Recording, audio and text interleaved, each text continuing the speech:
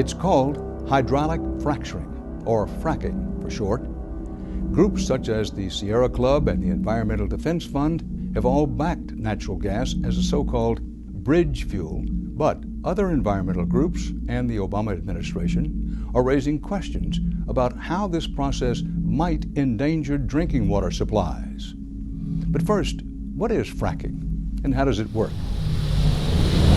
You can turn back now or learn the stuff they don't want you to know. Here are the facts.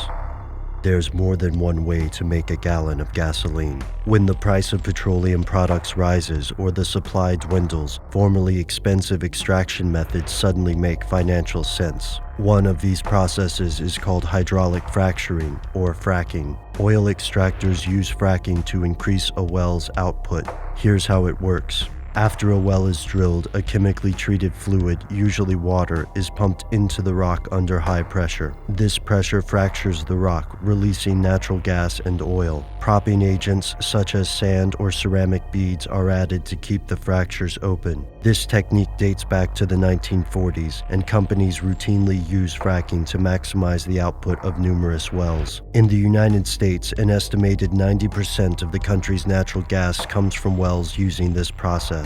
With such a history, it would seem fracking is an accepted tool of the oil industry, yet it remains highly controversial. Several government studies have found that despite environmental concerns, fracking does not pose a threat. But others don't just think hydraulic fracturing is dangerous. They think the government knows these dangers and has helped to cover up the risk. Here's where it gets crazy. It's no secret that drilling for oil creates environmental risk, and oil spills can wreak disaster. Critics of fracking maintain that the process pollutes local water tables with harmful chemicals, such as methanol and benzene. There are several legal cases involving these allegations, such as the case of Barish versus Southwestern Energy Company. The plaintiffs allege that fracking has contaminated the area. Numerous other cases raise similar accusations, yet industry consultants often claim this type of contamination is due to the improper sealing of the well, which takes place before fracking begins. According to the New York Times, environmentalists and the industry may define fracking differently. Industry experts believe environmentalists misunderstand the process, but opponents of fracking claim the industry's experts are intentionally misleading consumers about the environmental impact of fracking. So what does the government think?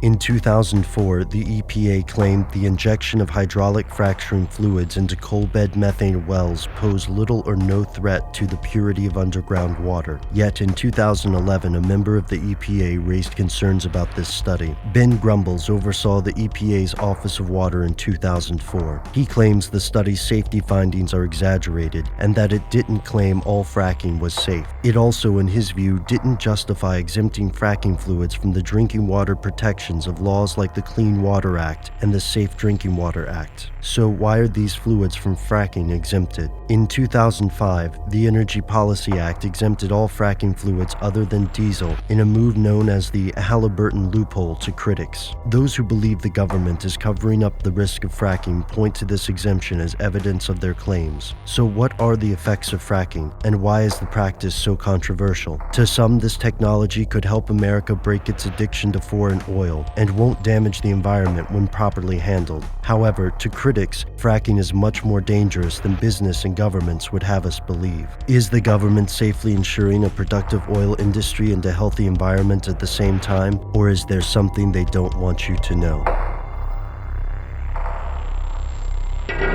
Now, here's some important footnotes to this story. First, the EPA's final results from the Pavilion wells will be released in late May.